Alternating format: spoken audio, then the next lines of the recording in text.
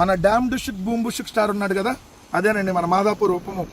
So Pawan Kalyan గారు ఆయన నిన్న గవర్నర్ గారిని కలిశాడు, ఇచ్చి పుష్పగుచ్చి వచ్చారు. వచ్చి అక్కడ అసభ్య పోస్టులపై కఠిన చర్యలు తీసుకోవాలి. ఈగల వార్షిక నివేదిక అందించిన ఐజీ ఆకే సోషల్ మీడియాలో వ్యక్తుల్ని కించపరుస్తూ పెడుతున్న అసభ్య పోస్టులపై మరింత కఠినంగా వ్యవహరించాలని డిప్యూటీ సీఎం పవన్ కళ్యాణ్ సూచించారు. మరి సోషల్ మీడియాలో మాట్లాడితే కేసులు పెడతారంటున్నారు కదా, మరి బరి తెగించి నీ ఎమ్మెల్యే పంతం నానాజీ నా కొడక అని తిడితే ఏమయ్యా పవన్ కళ్యాణ్, ఎందుకు చర్యలు తీసుకో?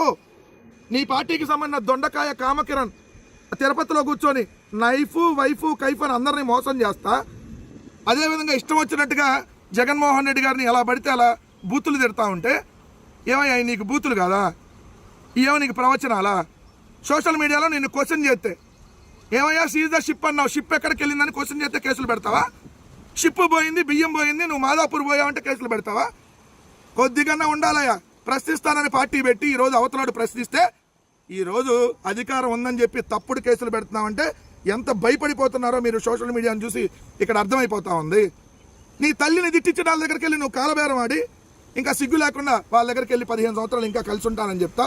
నిన్ను అలాగా అని శంకర జాతిని తిట్టిన వాళ్ళ దగ్గరికి వెళ్ళి బాలయ్య సారు సారు సారు అంట ఆయన సంకనెక్కి ఏ నయ నువ్వు ఈరోజు మళ్ళీ మాట్లాడేది? పవన్ కళ్యాణ్ అనేవాడికి అసలు మాట్లాడేటటువంటి అర్హత ఉందా అని అడుగుతున్నారు ఈరోజు ప్రజలు. అయ్యా మిస్టర్ పవన్ కళ్యాణ్ గారు, మీకు ఎక్కడుంది అర్హత? మీ బరి తెగించి మీ జనసేన సోషల్ మీడియా వాళ్ళు అమ్మ లెక్కల ఆలి బూతులు సోషల్ మీడియాలో పెట్టే మీ వాళ్ళే కదా. ఎందుకు నేను మాట్లాడతా కదా, ఈ వీడియోల కింద చూడండి మీరు, ఈ జనసేన వాళ్ళు ఈ తెలుగుదేశం వాళ్ళు పెట్టేది అమ్మ లెక్కల ఆలి బూతులే. మరి ఎప్పుడు చర్యలు తీసుకుంటున్నావు? ఏదైతే కిరా కార్పి సీమరాజా అనేటటువంటి దున్నపోతులు ఎంకరేజ్ చేస్తున్నటువంటిది మీ ప్రభుత్వం కాదా? మరి వాళ్ళందరి మీద ఎప్పుడు చర్యలు తీసుకుంటారు? రోజా గారిని బరి తెగించి ఏదైతే బండారు సత్యనారాయణ గురించి మాట్లాడితే నువ్వు హోటల్కి పిలిపించుకొని శభాషంగా మాట్లాడాలన్నటువంటి వ్యక్తివి నువ్వు. రోజా గారిని పట్టుకొని డైమండ్ రాణి అన్నావే, ముందు నిన్ను కదా బొక్కలేయాల్సింది. చెప్పులు చూపిస్తూ పీకలు పిసికి చంపేస్తాను ఆ డాషుల్లారా, ఏదైతే తంతాను ఒక్కొక్కటి తాటా తీస్తా, ఇది నువ్వు మాట్లాడే భాష. ఈ ఆంధ్రప్రదేశ్ రాష్ట్ర రాజకీయాల్లో పవన్ కళ్యాణ్ అనే వ్యక్తి వచ్చిన తర్వాత ఏదైతే సభ సంస్కృతి సాంప్రదాయాలు ఎలా ఉంటాయి కదా మొత్తం మంట కలిసిపోయినాయి. రెచ్చగొట్టేటటువంటి వ్యాఖ్యలు, ఏదైతే తన అభిమానులు రెచ్చగొట్టి దాడులు, నిన్న ప్రశ్న ఛానల్కి సంబంధించినటువంటి రావణ్ని ఇప్పుడు వరుసగా మూడు కేసులలో 3 సార్లు బెయిల్ వస్తే ఇంకో స్టేషన్లో ఇంకో కేసు. సో మీరు కదా తప్పుడు కేసులు పెడుతుంది. లీగల్గా ధైర్యంగా ఎదుర్కొనేటటువంటి దమ్ము మీకు లేదు. నిన్న మీ జన సైనికులను తీసుకొని వచ్చి అక్కడ స్టేషన్లకి లోపలికి పంపించి దాడి చేసేటటువంటి ప్రయత్నం ఎవరు చేశారు? సో నీతులు చెప్పేటందుకే నువ్వు చేస్తే సంసారం, అవతలాలు చేస్తే వ్యభిచారం అనేటటువంటిది ఇక్కడ కుదరదు. మీరు చేస్తుంది పక్తు రాజకీయ వ్యభిచారం. ఇది గుర్తుపెట్టుకోవాలి పవన్ కళ్యాణ్ గారు. మీ ఉడత ఊపుళ్ళకి, మీ తప్పుడు కేసులకి ఎవ్వడు ఇక్కడ భయపడేవాడు లేడు. కాలం గిర్రులు జరిగిద్ది. ఇంకా 3 ఏళ్లే, దాని తర్వాత మాత్రం మీరు మీ పార్టీని విలీనం చేయకుండా అదే జనసేనని నడపండి. ఆ రోజు దమ్ముగా నిలబడింది మగాళ్ళు అయితే. పారిపోయేటటువంటి పిరికి పందలు మీరు, మేం కాదు. దేన్నైనా ధైర్యంగా వైఎస్ఆర్ కాంగ్రెస్ పార్టీ కార్యకర్తలు ఎదుర్కొంటాం. ఇంకా 3 ఏళ్లే. 3 ఏళ్ల తర్వాత అసలైన సినిమా, మీరు సినిమాలో తీశారేమో, అసలైన సినిమా మేము చూపిస్తాం. దానికి కూడా కట్టుబడి ఉండమని చెప్తాం. నారా లోకేష్ విద్యాశాఖ మంత్రి అయిన తర్వాత విద్యాశాఖ భ్రష్టు పట్టించాడంటానికి ఇది కూడా ఒక ఉదాహరణ. నిన్న కూడా మనం మాట్లాడుకున్నాం. పిల్లలకు సంబంధించిందంటూ ఒక్క స్కూల్, ఒక ప్రభుత్వ పాఠశాలలో ఒక్క పాపే చదువుతుంది. అయినా ఆ పాపకు కూడా ఏదైతే రికార్డుల్లో గవర్నమెంట్ స్కూలు, చదివేదేమో ప్రైవేట్ స్కూలు. అక్కడ చూస్తేనేమో ఆమెకి విద్యాకానికి కిట్లు కూడా ఏమేమి ఉన్నటువంటి పరిస్థితి. ఇక్కడ చూస్తే ఈరోజు ఫీజులపై సందిగ్ధం, ప్రవేశాలు ఆలస్యం, ఇంజనీరింగ్ కౌన్సిలింగ్కు విద్యార్థుల ఎదురు చూపులు. తెలంగాణలో ఇంజనీరింగ్ కౌన్సిలింగ్ స్టార్ట్ అయినా ఆంధ్రప్రదేశ్లో ఇంజనీరింగ్కి సంబంధించినటువంటి కౌన్సిలింగ్ ఇంకా లేట్ అయిపోతుంది. ఇది కేవలం ప్రభుత్వం తప్పిదం వల్ల. క్లియర్గా చూడండి, రాష్ట్రంలో ఉన్నత విద్యా సంస్థల్లో ప్రవేశాలకు నిర్వహించిన అన్ని పరీక్షలు ముగిశాయి. ఫలితాలు వెల్లడయ్యాయి. ఫలితాలు కూడా లేటుకి ఇచ్చారు ఏపీలో. ఏదైతే ఇంజనీరింగ్కి సంబంధించిన మనం ఎంసెట్ అనేవాళ్ళం కదా, అది అంతకుముందు అది. అయినా విద్యా సంస్థలకు ఫీజులు ఖరారు కాకపోవడంతో ప్రవేశాల కౌన్సిలింగ్ స్పష్టత కొరవడింది. తెలంగాణలో ఇప్పటికే ఇంజనీరింగ్ కౌన్సిలింగ్ ప్రారంభమై ఈ నెల 10 లోపు మొదటి విడత పూర్తవుతుంది, అంటే జూలై 10 లోపు. కానీ ఏపీలో ప్రైవేటు డీమ్డ్ విశ్వవిద్యాలయాలు దాదాపుగా ప్రవేశాలను పూర్తి చేసుకున్నాయి. ప్రైవేటు కళాశాలలు యాజమాన్య కోటా సీట్లకి ఒప్పందాలు కుదుర్చుకున్నాయి. కానీ ప్రవేశ కౌన్సిలింగ్ కోసం మాత్రం ఎదురు చూస్తున్నాయి. ఏపీ ఫీజు నియంత్రణ పర్యవేక్షణ కమిటీకి ఇంతవరకు చైర్మన్ నియమించాల. ఇది గొప్ప ప్రభుత్వం. ఇది మంచి ప్రభుత్వం. ఎందుకో తెలుసా, దీంట్లో ఒక పెద్ద కుట్ర ఉంది. ఏంటో ఆ కుట్ర చెప్తానండి. ఇప్పుడు కానీ ప్రభుత్వం తరపున కౌన్సిలింగ్ తొందరగా నిర్వహిస్తే అందరికీ సీట్లు వచ్చేస్తాయి. ఏదైతే ప్రభుత్వానికి సంబంధించి ఇప్పుడు కౌన్సిలింగ్ నిర్వహిస్తే ప్రైవేటు కాలేజీల్లో లేదంటే గవర్నమెంట్ కాలేజీల్లోనో ఇంజనీరింగ్ జాయిన్ అయిపోతారు ఏదో ఒక బ్రాంచ్లో. అప్పుడు ఫీజు రియంబర్స్మెంట్ ఇవ్వాల్సి వస్తుంది. అదే ఇక్కడ డిలే చేస్తే ప్రైవేట్ యూనివర్సిటీలకు డీమ్డ్ యూనివర్సిటీలకి వెళ్ళిపోతారు, లేదంటే వేరే రాష్ట్రాలకు వెళ్ళిపోతారు. అప్పుడు ఫీజు రియంబర్స్మెంట్ ఎక్కువ మందికి ఇవ్వాల్సిన అవసరం ఉండదు. అందుకని ఇది ఒక కుట్ర. ఇప్పుడు దాకా ఫీజులు డిసైడ్ చేయకపోవటం, ఫీజు నియంత్రణ పర్యవేక్షణ కమిటీకి చైర్మన్ లేకపోవటం, ఇది కదా మరి దిక్కుమాలితనం. ఎంత దారుణంగా విద్యాశాఖను భ్రష్టు పట్టిస్తా అన్నాడంటానికి ఇది ఒక నిదర్శనం. ఏపీ అదే ఫీజు రెగ్యులేటర్ ఏదైతే దీని కమిటీ ఉందో, అంటే ఫీజు నియంత్రణ పర్యవేక్షణ కమిటీ ఉందో, దీనికి ఏప్రిల్ 10వ తారీఖునే మంత్రిమండలి ఆమోదం తెలిపింది. 3 నెలలు కావస్తున్న కార్యవర్గాన్ని నియమించలేదు. చైర్మన్, కార్యదర్శి, సభ్యులు నియమితులైతే ఫీజు ఖరారుకు నోటిఫికేషన్ వెలువడే అవకాశం ఉంటుంది. కళాశాల ఆదాయ వ్యయాలను పరిశీలించి ఫీజులు నిర్ణయిస్తారు. కానీ ఇంకా ఈ ఫీజుల్ని నిర్ణయించినటువంటి పరిస్థితి. ఇంకా కౌన్సిలింగ్ డిలే అయిపోతే ఇంకా పిల్లలందరూ పక్క రాష్ట్రాలకు వెళ్ళిపోతారు, లేదంటే పిల్లలందరూ ప్రైవేట్ యూనివర్సిటీలు డీమ్డ్ యూనివర్సిటీలో జాయిన్ అవుతారు. అప్పుడు ప్రభుత్వానికి ఫీజు రియంబర్స్మెంట్ ఇచ్చేటటువంటి బడ్డెన్ తగ్గిద్ది అనే ఒక కుట్రలో భాగం అనేది క్లియర్గా అర్థమవుతుంది. ఇది విద్యార్థుల్ని వంచినటువంటి ప్రభుత్వంగా రికార్డుకెక్కింది. ఆంధ్రప్రదేశ్ రాష్ట్రంలో గిరిజన ప్రాంతాల్లో ఎలాంటి దయనీయమైనటువంటి పరిస్థితులు ఉన్నాయో మనం చూస్తూనే ఉన్నాం. ప్రభుత్వ పాఠశాలల్లో చదివేటటువంటి విద్యార్థులు ఈ 2 సంవత్సరాల్లో దాదాపుగా 35 మంది చనిపోయినటువంటి పరిస్థితి. ఇప్పుడు చూస్తే అక్కడ విద్యార్థిని వీపున కట్టుకొని ఆసుపత్రిలో చేర్చి ప్రాణాలు కాపాడిన భద్రగిరి వార్డెన్ హేమ. ఇది ఈరోజు సోషల్ మీడియాలో హైలైట్ అవుతున్నటువంటి వార్త.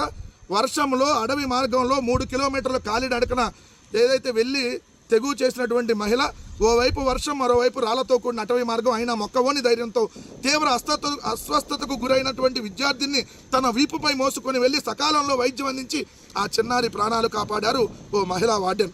నిజంగా శబాష్ మహిళా వార్డెన్ గారికి. ఎందుకంటే ఈ ప్రభుత్వంలో రోడ్లు వేస్తామని అధికారంలోకి వచ్చిన ప్రభుత్వం రోడ్లు వేయలా. 3 కిలోమీటర్లు నడవాల్సినటువంటి పరిస్థితి. అక్కడ చూస్తే డోలీ మూతలు కనపడతా ఉన్నాయి. అయినా మనమేమో షికారులు హెలికాప్టర్లో విమానాల్లో, ఉపము హెలికాప్టర్ విమానం. మా సకల శాఖ మంత్రి లోకేష్ ఏదైతే విమానం హెలికాప్టరు, ముఖ్యమంత్రి విమానం హెలికాప్టర్ కామనం. వీళ్ళేం తిరిగేది ఇక్కడ కింద రోడ్లలో తిరిగితే ఒకసారి రోడ్ల పరిస్థితి ఎలా ఉందో అర్థమైంది. పార్వతీపురం మన్యం జిల్లా గుమ్మలక్ష్మీపురం మండలంలోని మారుమూలవాడ పుట్టికొండ శిఖర గ్రామానికి చెందిన విద్యార్థిని భువనేశ్వరి భద్రగిరి గిరిజన సంక్షేమ బాలికల ఆశ్రమ పాఠశాలలో 7వ తరగతి చదువుతుంది. ఇటీవల సెలవు సందర్భంగా వాడపొట్టికి వెళ్ళింది. ఆ విద్యార్థిని తండ్రి చనిపోవడంతో తన బాబాయ్ వద్ద ఉంటుంది. అక్కడ ఆ బాలికకు తీవ్రమైన కడుపు నొప్పి, వాంతులు, అధిక జ్వరం వచ్చింది. పాఠశాలలు తెరిచినా రాకపోవడంతో వార్డెన్ హేమ జూన్ 30న ఆ గ్రామానికి వెళ్లారు. విద్యార్థిని ఆరోగ్యం విషమంగా ఉండడంతో ఆసుపత్రికి తీసుకెళ్లేందుకు యత్నించారు. అప్పటికే వర్షం పడుతుంది. గ్రామానికి రోడ్డు లేకపోవడంతో అంబులెన్స్ వచ్చే పరిస్థితి లేదు. దీంతో ఆ బాలికను ఓ చీరతో తన వీపును కట్టుకుని సుమారు 3 కిలోమీటర్ల కాలినడకన వెళ్లి నెల్లికెక్కు గ్రామానికి చేరింది. అక్కడ అంబులెన్స్లో ఏదైతే పార్వతీపురం జిల్లా ఆసుపత్రికి తరలించారు. ఇది ఆంధ్రప్రదేశ్ రాష్ట్రంలో ప్రస్తుత పరిస్థితి. పాలకులు చెప్పింది ఈ 2 సంవత్సరాల్లో ఒక్కటి కూడా అమలు కాలేదు. గిరిజన ప్రాంతాల్లో రోడ్లు వేసాయని చెప్పి కళ్ళజోడు పెట్టుకొని ఏదో 1 కిలోమీటర్ రోడ్డు వేసేసి, ఒక ప్రాంతంలో కిలోమీటర్ రోడ్డు వేసి నాగబాబు వెళ్ళి ఫోటోషూటు, ఏదైతే పవన్ కళ్యాణ్ వెళ్ళి ఫోటోషూటు, దానికి మళ్ళీ 100 కోట్ల రూపాయలు ఏదైతే ఈ పబ్లిసిటీ ఖర్చు, కోట్లాది రూపాయలు ఈ తగలేసి పబ్లిసిటీ ఖర్చుకి, కానీ రోడ్లు మాత్రం వాస్తవ కోణంలో వేయలేదనేది స్పష్టంగా అర్థమవుతుంది. మరి దీని మీద ఎప్పటికైనా ప్రభుత్వం రియాక్ట్ అయ్యి రోడ్లు వేయాలని చెప్పి కోరుతాం. ఈ ప్రభుత్వం వచ్చిన తర్వాత ఎమ్మెల్యేల దోపిడీలు, మంత్రుల దోపిడీలు విచ్చలవిడిగా సాగుతున్నాయి అనడానికి విశాఖపట్నం జిల్లాలో ఓ మాజీ మంత్రి భూచక్రం 600 కోట్ల భూమికి స్కెచ్ చేశారు. ఎండాడలో 30 ఎకరాల ప్రభుత్వ భూమిపై కన్ను. రెవెన్యూ సర్వే అధికారులతో కలిసి స్వాహా ప్లాను. భూమి రికార్డుల్లో ప్రైవేటుగా మార్పు. 3 ప్రైవేటు వ్యక్తుల పేరిట సబ్ డివిజను. వారికే అనుకూలంగా రీసర్వే ప్రక్రియ. పాసుబుక్కుల మంజూరుకు సిఫార్సు. ఉన్నత స్థాయిలో అనుమానంతో లోతుగా ఆరా. కలెక్టర్ పరిశీలన చర్యలతో ఆగిన అన్యాక్రాంతం. ఎంత చేసిన అక్రమార్కులపై చర్యలు నిల్లు. మరి ఆ భూమి భవిష్యత్తు భద్రమేనా అంటూ ఈరోజు ఆంధ్రజ్యోతిలో రాసినటువంటి వార్త. ఎవరా మాజీ మంత్రి? తెలుగుదేశం పార్టీకి సంబంధించినటువంటి ఓ నాయకుడు అని రాశారు. అంటే ఇప్పుడు ఆ నాయకుడు ఆంధ్రజ్యోతి రాధాకృష్ణకి డబ్బులు ఇవ్వగానే రేపొద్దున ఈ వార్త కూడా మాయం చేసేస్తారు. మరి మీకు దమ్ముంటే, దమ్మున్న ఛానల్, దమ్మున్న పత్రిక అని చెప్పి ఏదైతే చెప్పుకోవటం కాదు కదా, మరి ఆ నాయకుడి పేరు ఎవరో రాయాలి కదా. 600 కోట్ల రూపాయల భూమికి స్కెచ్ చేసినటువంటి ఆ తెలుగుదేశం పార్టీ మాజీ మంత్రి ఎవరు? ఇప్పుడు చెప్పండి, ఈ ప్రభుత్వంలో ఎంత భూదోపిడీ జరుగుతూ ఉందనడానికి భూముల రీసర్వేని అడ్డం పెట్టుకొని ఇదిగో వారికి అనుకూలంగానే రీసర్వే ప్రక్రియ అంట. మీ భూములన్నీ లాగేసుకుంటున్నారు, అప్పుడని దుష్ప్రచారం చేశారు కదా. ఇప్పుడు ప్రభుత్వ భూములతో సహా అన్ని భూముల్ని తెలుగుదేశం వాళ్ళు లాగేసుకుంటున్నారు. ఆంధ్రజ్యోతి రాసింది. ప్రభుత్వ భూములతో సహా అన్ని భూముల్ని రీసర్వే ద్వారా ఏదైతే మొత్తం లాగేసుకుంటున్నారు. ప్రభుత్వ భూమి 600 కోట్ల రూపాయలది ఏదైతే స్కెచ్ చేశారు, ఇక్కడ క్లియర్గా మీకు చూస్తే అర్థమైపోయింది. ఎండాడలోని ఓ సర్వే నెంబర్లో ఉన్న 30 ఎకరాలపై ఆయన కన్ను పడింది. రెవెన్యూ రికార్డులో అది గయాలుగా నమోదైంది. అంటే ప్రభుత్వ భూమి అని అర్థం. రీసెటిల్మెంట్ రిజిస్టర్లో కూడా అలానే ఉంది. ఆ భూమి ధర ఎకరం 20 కోట్ల పై మాట, అంటే 30 ఎకరాల విలువ 600 కోట్లు. సదరు నాయకుడు తనకున్న పరిచయాలు పలుకుబడిని ఉపయోగించి ఆ భూమిని చెరపట్టాలని ప్లాన్ వేశాడు. సో తొలుత ప్రైవేటు వ్యక్తుల ద్వారా ఆ భూములు సబ్ డివిజన్ పిటిషన్లు పెట్టించారు. వాటిని అడ్డం పెట్టుకొని 30 ఎకరాల సర్వే నెంబర్లో భూమిని సబ్ డివిజన్ చేసేశారు. రికార్డుల్లో గయాల్ని తీసేసి జిరాయితీ అంటే ప్రైవేట్గా మార్పించేశారు. ఆ తర్వాత ఆ భూమిని 3 భాగాలుగా సబ్ డివిజన్ చేసి 3 పేరిట రికార్డులో రాసేశారు. ఆ తర్వాత 6 నెలల పాటు ఆ విషయంలో సైలెంట్గా ఉండిపోయారు. రీసర్వేలో సక్సెస్.